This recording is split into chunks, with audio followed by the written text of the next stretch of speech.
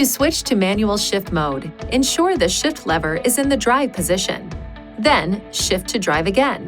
In manual shift mode, the shift range is displayed in the vehicle information display, while in manual shift mode, pull the right paddle shifter to shift up or the left paddle shifter to shift down. Use 9th and 8th gear for all normal forward driving at highway speeds. Use 7th through 5th gear when driving up long slopes, or for engine braking when driving down long slopes.